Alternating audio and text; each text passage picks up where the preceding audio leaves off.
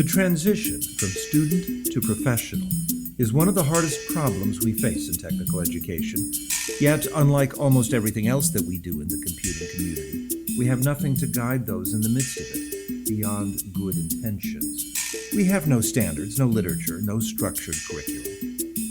The good intentions are important, but they do not a professional make. Hi, this is David Alan Grier for the Errant Hashtag. Today's episode is entitled State Transitions. The baby had yet to arrive, but the rest of his life was starting to become real. A year after finishing his doctorate, Michael was starting a new job at a new university in a new city. The transition had been extended by an opportunity to work in an internet company for 6 months. As a result, Michael did not fully appreciate his new identity. He described his roles as assignments, his responsibilities, as if they belonged to someone else.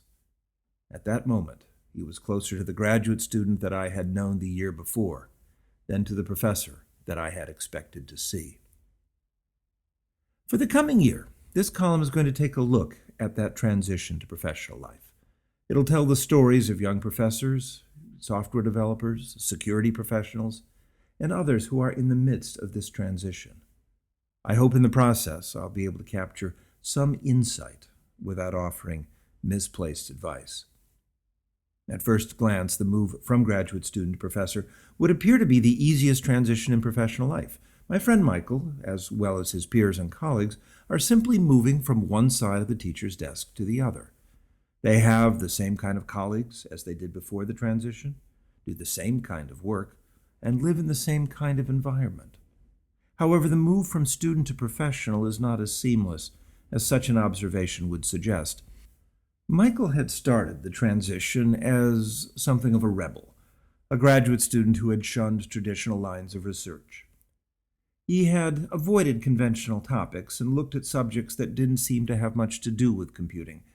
As part of his work, he had organized a seminar to explore the theory behind his research, and several of us had participated in the discussions at a distance, listening on Skype as the presentations jumped from game theory to psychology to sociology to economics.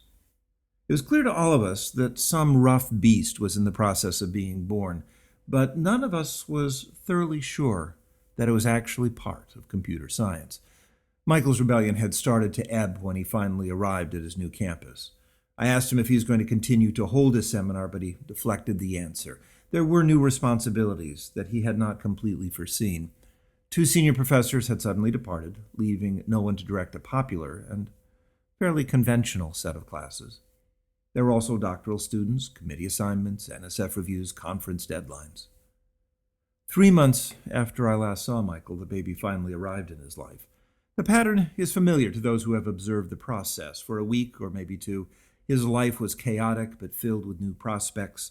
There was a great respect and excitement at what he was doing. The most common of tasks held uncommon import.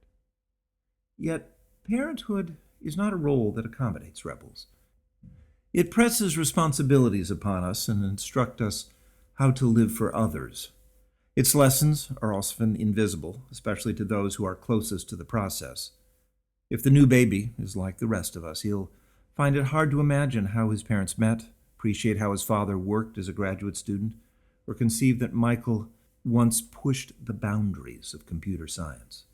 All he'll know is the final product, the person who made the transition. When I last talked to Michael, we had dinner near his university.